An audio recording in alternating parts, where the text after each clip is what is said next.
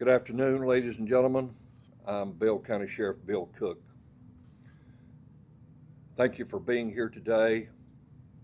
We need your help. We need your assistance to disseminate information regarding a death investigation that occurred some 3 years ago. I will let you know that we have several law enforcement agencies that are involved with this investigation. I would just like to read just a few of these that are actively involved with this. The Texas Rangers, the Texas Department of Public Safety, the Austin Police Department, the Federal Bureau of Investigations, the U.S. Army with their Criminal Investigations Division, the U.S. Navy with their Naval Criminal Investigation Service, the U.S. Department of Justice, Regional Organized Crime Information Center, and the Bell County Sheriff's Office investigators. Thank you for your attendance today. I'm going to call on Sergeant Corey Powell at this time to brief you on why we are here today. Thank you.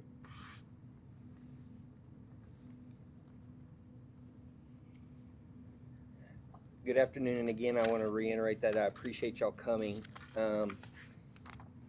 We are on the anniversary of Tiera Strand's last time we ever saw Tiera. And Tiera was on 6th Street in Austin, Texas. She had gone out, as our media release said, she'd gone out with friends that night, as many people do in Austin, to have a good time on 6th Street. Unfortunately, she got separated from her friends and was last seen with a person of interest, is what we're calling him. We have been working through several of these agencies trying to help us to get this gentleman identified. And all those things to this point have failed. Video enhancement, a lot of those agencies that were listed there have tried with that. And so at the 3-year mark, we are reaching out to the public to see if somebody remembers something that night. And there's a couple of videos that we want to share about this individual. The problem with our videos is that they're of a quality because he's not the direct person that's being video recorded. And so the ability to enhance those images or still shots has been a failure. However, when you look at the videos in their entirety, you start to begin to see a description of him. And so many people may ask, well, why do we have so many military people involved in this? We believe that it is highly likely that he is either in the military or been in the military just because of actions and things that we'll point out. So, when you go to PIO school, they tell you to be very formal. There's no way to do this and be formal. So we're going to show you some the videos to allow you to ask questions, and then obviously we'll provide those to each of the outlets. But why we're here today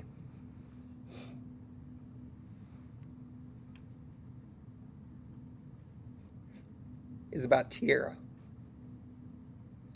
And Tiera's body was found on April the 21st in a ditch north of Temple.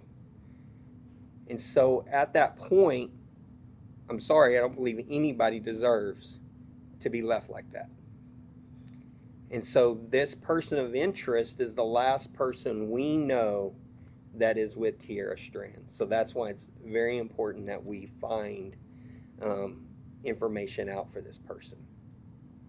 So again, these are Tiera. The picture on the furthest from me, that was actually taken just days before um,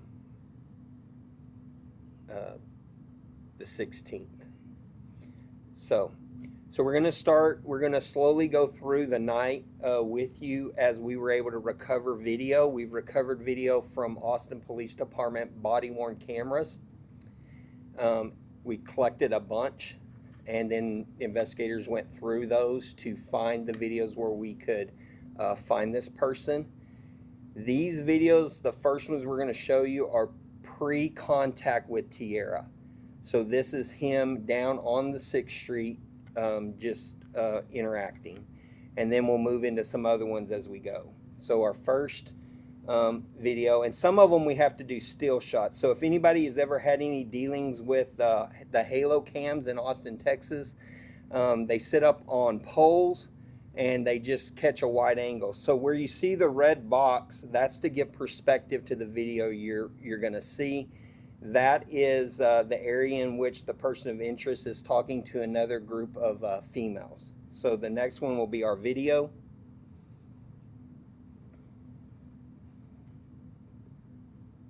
There should be an arrow to the right.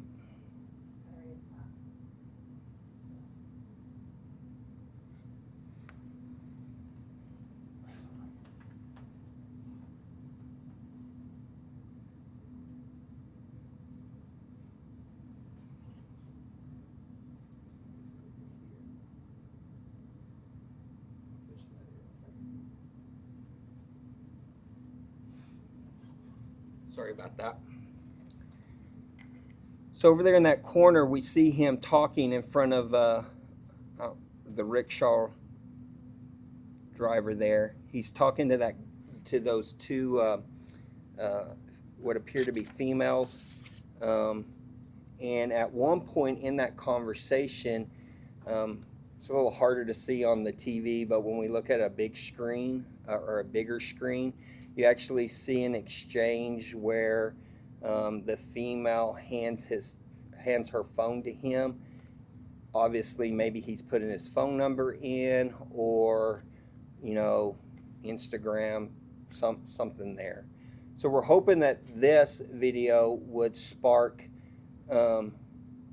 finding those two individuals, and maybe they would have some information on him because they have direct contact with him. This is one of the longer videos that we are providing. I will say we provided more to you because we know that you're going to edit, and we didn't want to give you a shortened version to allow you to have the most for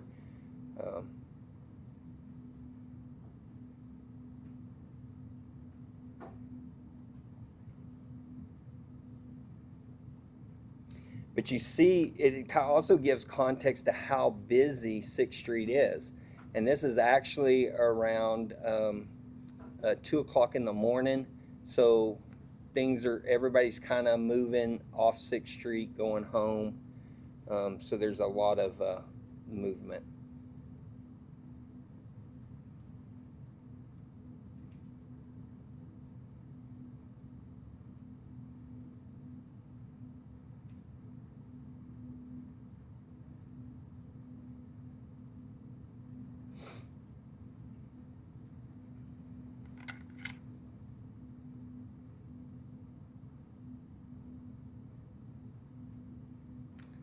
You just go to that arrow over there.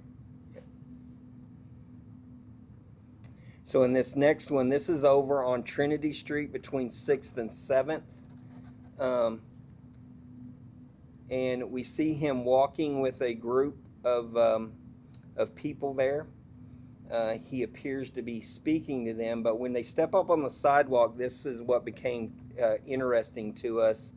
You will see the lady in the front. She just kind of lunges at him, and her friend's pulling him back. This group of people also would be somebody that we would like to identify and talk with, because there may be some information that they would have for us. So that's those two halos. And then we move to body worn camera. Now this is beforehand.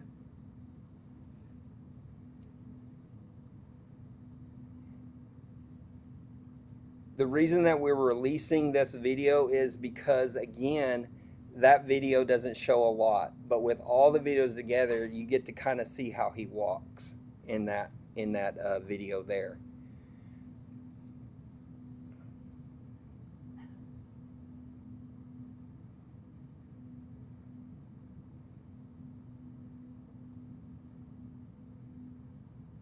Okay, our next one.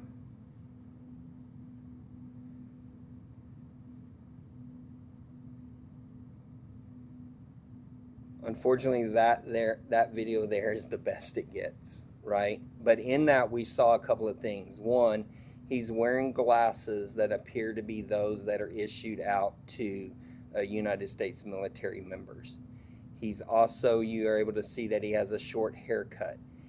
In that video, we also see that in another one that he wears earrings. So he has both ears pierced. He does look muscular. The longer video that we have, because we can't provide all the, because there's not a thumb drive big enough for all the video we got to give y'all. But he actually does what's called a facing movement when he's walking towards the officers, and he actually does that pivoting his arms and makes the turn. That is military. That is military trained right there. So that's why we've enlisted the assistance of the military investigative services. Okay.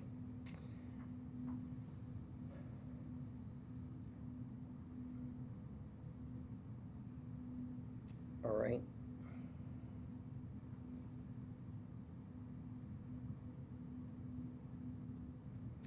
This one shows that emblem, and we have gone back and forth over that emblem on his shirt, what that is. We're hoping that by showing that emblem, that maybe that two groups of people that had interactions with him, maybe that'll help jog their memory. It has been 3 years. And so maybe that would help them, that stand out to them. Okay? This one here, we see him walking with Tiera. So that is Tiera walking behind him there. In that one, we released that one because it shows that he smokes. And what we will tell you is before Tiera, we do not see him smoking. After he is they are now walking back towards the interstate. He is constantly chain smoking. Okay.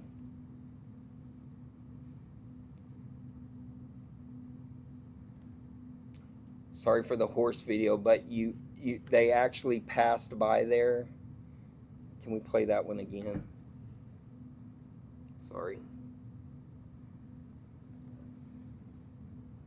So you see him and Tiera walking there. She seems to be comfortable at that point with him. At that video, they are actually walking back towards San Jacinto, so they're actually walking away from the interstate. And then the smoking one, they were actually walking back. So the next one is a little closer up of the horse. We need to get gimbals for the horses. Okay. And then our next one, this is the last time we see Tiera. So they're right here. They have just crossed underneath I-35. They walk up onto that sidewalk. She's still walking behind him. He's still smoking. They walk down that sidewalk, and then they walk into the parking lot of the Wendy's. And that is the last time that we have recovered video that shows Tiera Strand alive.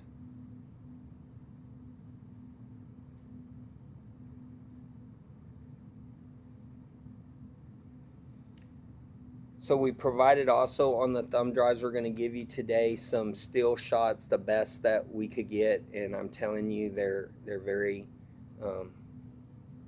we struggle with them. They're they're not that great. We haven't been able to enhance them to a point to where we can identify this male. He is a person of interest because there is a time gap. We need to identify him and find out who he is. And we just believe that the public may have some information that can help us. Maybe they saw him, maybe they've seen him at other times down there. The sheriff's office has set up, and we'll also be pushing it out on our social media, but we have set up some ways that the public can reach out to give us tips. One, we have a phone tip line that people can leave a voicemail for us that will go to the investigators so we can evaluate the information that they've provided.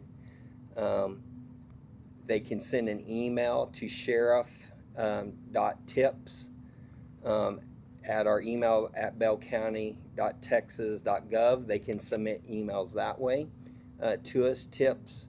And then obviously through the Bell County Crime Stoppers. They have that avenue as always to report tips. We just encourage the public that the smallest information may help us. I tell people all the time, being a detective is putting puzzle pieces together, and sometimes you just need that small little piece that may help trigger other events to put this all together. That's why we're at a point we're not going to be able to enhance the video any better.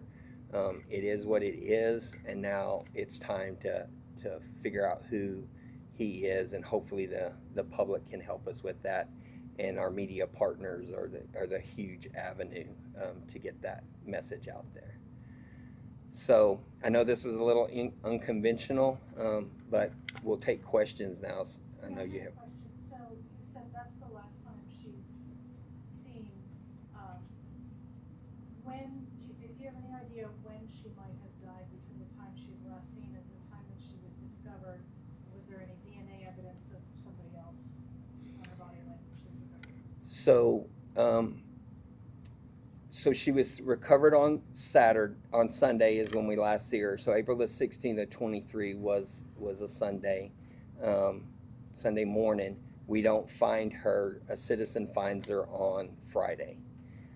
Her body had been out there for a while. She was in a state of decomposition, which made it a struggle with things. Without going into a lot of case details, we do have a DNA profile. The DNA profile is just not of a quality to place into the national CODIS is what we call it. It's not of that quality that it's CODIS eligible. So finding this gentleman and matching to the DNA profile would be huge, if he's the one. Can you talk a little bit about some of the difficulties you just mentioned? Like, this is kind of a tricky case because she's dumped and then she gets more in April, unfortunately for detectives, and this has gone unsolved for 3 years just because you keep hitting little roadblocks, right? Right, and well, obviously, you know, and I've said this before, whodunits are hard cases to solve. Body dumps are hard to solve, and this is a whodunit body dump, right? And we're crossing multiple counties. It's not natural for a woman from Austin, Texas, to end up in Bell County dumped. That triggers the concern, but that decomposition of the body was a struggle in probably finding evidence. We found her because it had rained Thursday night and the water washed down the grass. The gentleman that found him was going to work. He drives that road every day. And because the water washed the grass down, he was able to see Tiera. So had that deluge of rain not come Thursday the 20th, there's no telling how long Tiera would have been out there. So yes, anytime the longer it goes, the harder it does become a little bit of a struggle. But that doesn't mean that we do have a DNA pro. That is huge. You know, that is a plus. We are still working DNA things. There's new technologies coming on. We have resubmitted to the Department of Public Safety because they are invested in this. The crime lab has, and has reached out and said, resubmit, we have new technologies. So we're always hopeful. But that's only one aspect of a criminal investigation. It's also finding the last. We always want to talk to the last person that saw somebody alive that we were able to say. So that's why we need to find him. The friends that were with her that night, you can see her kind of walking with them. I know she gets separated, but speaking with them during the investigation, they give any hints, clues about who this person of interest might be or who she was seen with? They didn't, and what I can tell you is from looking at all the videos, and we grabbed videos, we grabbed every APD body cam. So every officer that was assigned, that made a stop, made contact, we grabbed all those videos. APD was great helping us, and we've gone through them. I think we're at a little over 10 videos where we've been able to capture him. And by that, there's 6 horses. I'm not counting all 6 of those body cams, but there's 10 different events where we're able to see him down there. He's nowhere near Tiera at that point. It's not till Tiera becomes a lone female by herself that he ends up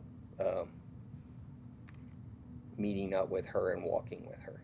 Is there any indication from these videos if they knew each other before this? There isn't there. I can't say that because we don't know who he is. I think if, obviously we know who her friend group is and associates. We've gone to work in schools. She was enrolled in school, and we've interviewed people there, and we have shown these picture stills to people, and we've not come up with any. I think it's because of the quality. Investigating this case, if it's the public's first time hearing about it, why should they care about it? I know you said, she was last seen in Austin, found up here, but what are other reasons that the public should care? Well, I would say, and I think that's a valid point. Well, is this an Austin problem? No, this is a state of Texas problem. This is an American problem, right? We don't know where he's at. He obviously knew something to come to Bell County. Where Tiera's body was found, yes, it's off the interstate, but it's not directly off the interstate. So does he know this area? Is he from, Bell County? That's a question we have, and we won't know till we ask him. Going off of that, since he kind of knows the Bell County area, have you talked with Fort Hood, and because you said he might be military affiliated, and how is that collaboration or running these pictures by everybody there? So that's why we've reached out to Fort Hood CID. They are have been involved in the investigation. Another reason we involved the Navy was Tiera was attempting to join the Navy. So we reached out to them to see if there's a correlation to something there, right? So the military has been very much involved in helping us to try to identify this person. You've talked to KCEN about several cold cases in the area, ones that you've specifically worked. Obviously, this one's a younger one. It's only 3 years old. What sets this case apart compared to other ones where you feel like you need to come to us, where you need to go to the public to get answers? Because you've hit those roadblocks, but it's only 3 years. You and I have talked about cases that are 20 years old, 30 years old. Why this one? Well, one, because we don't want it to go cold. And I'm not going to say that Tiera's case is cold. It's cooling, but it's not cold, right? We need help. I think law enforcement is changing where we're willing to go to the public and ask for the help. And we need it in this scenario. But to kind of follow up on all those, I will tell you as an investigator and have been working these crimes for a while, he displays predatory behavior.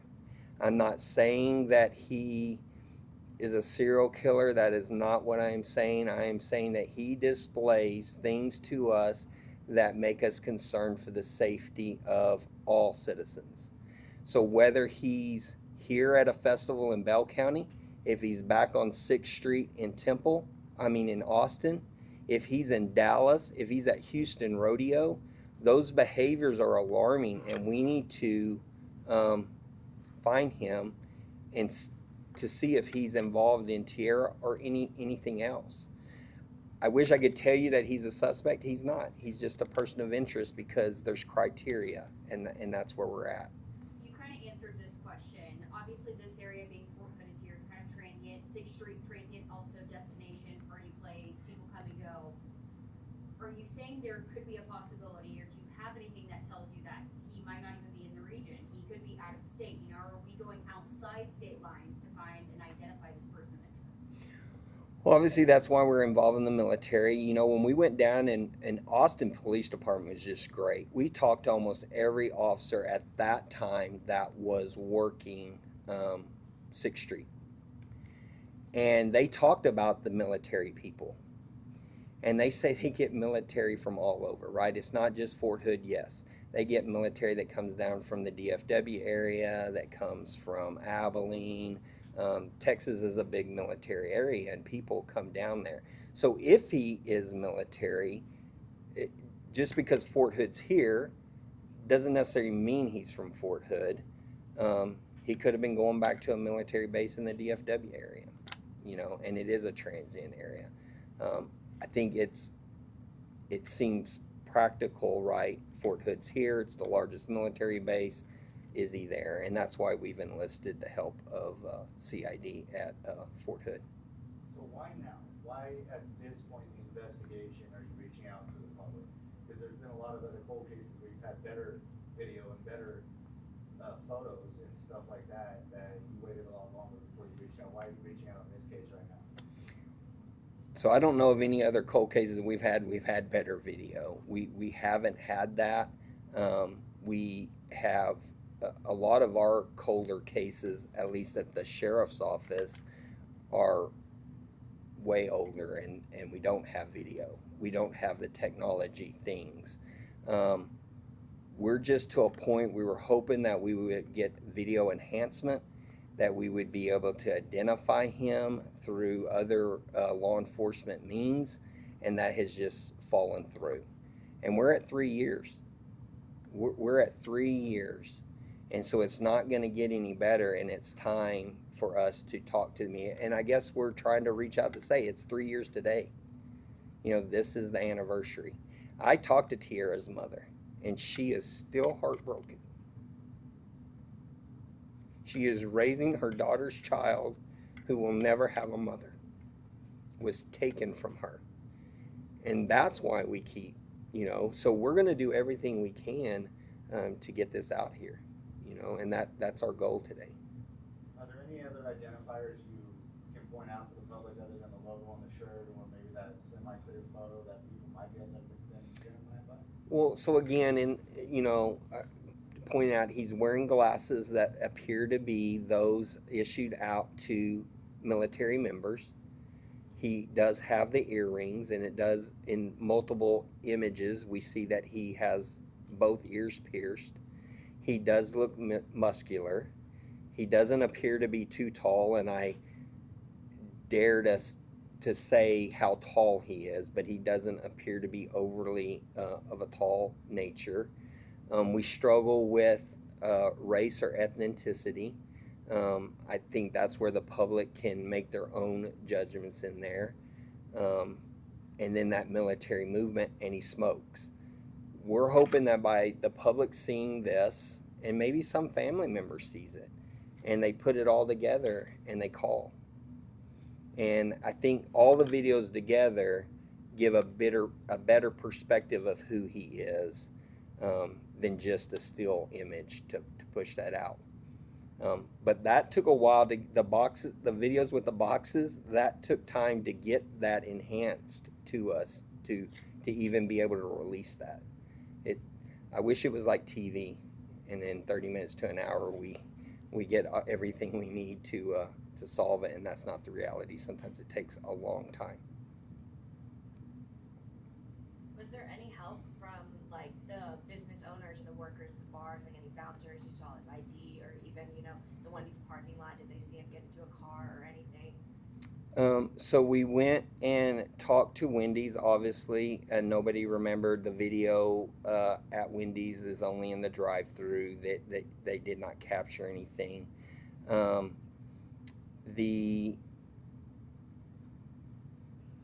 If I'm to be honest, no, the businesses on 6th Street weren't overly helpful. They're not really. I would not say that they were pro law enforcement, us even coming in for a death investigation. So no, there wasn't anybody that was helpful down there. And then the family, did they encourage the sharing of the video? Was that something that they wanted out to the public? Yes, we were actually, to another point, we were actually going to do this last year, but an agency stepped up and said, hey, we would like to take one more crack at it. We have a new computer system. We think we can do it. And it didn't get any better. So no, the family has been, you know, we talk, and we don't talk every day. But yes, and I did talk to her mother and let her know that we were doing this. And she's hopeful, and she begs the public to come forward and help.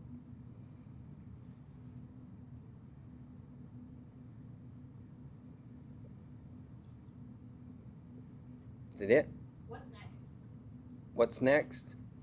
So we are waiting for the labs. We're waiting for the tips. If people come in with tips, and then obviously, you know, you keep working. You should keep working the case. You relook at things.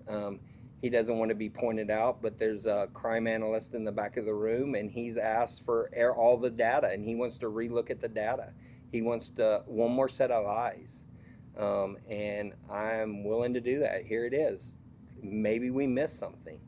Maybe another analyst missed something. And sometimes it's just going over it and over and over it. And a new set of eyes says, well, what is this? Right? And in working cold cases, sometimes that's it. It's a new set of eyes looking at something and you find something. So 100%, we're all about somebody looking at something else. So that's where we're at. Roughly how much footage did you guys look at and go through? So with Halo, the body cams, there were some businesses that provided video under warrants. It was close to a terabyte of data. And that's not all, you know, there's other things we were doing, data collection things. He may be in those data collection things, it's just identifying him. Okay. Can you reiterate how the public can reach out to you guys with tips? So again, if they have tips, the smallest, you know, we'll listen to anything. Again, is through the tip line, which will be on our social media, which is the 254-933-5539. They can also reach us through the email tip, sheriff.tips@bellcounty.texas, all spelled out, .gov. And then obviously through Bell County Crime Stoppers will get to us. For those that are living in Austin, can they reach out to the police department down there? They sure can, and through Crime Stoppers in the Austin area, they can do that also. You can reach out to the Rangers. The Rangers have a ability. DPS is well involved in this, and it'll get to the right place. The FBI has a tip line. All that can be. There's several avenues. Any of the agencies involved have that ability. Okay. All right. Thank y'all. I appreciate y'all.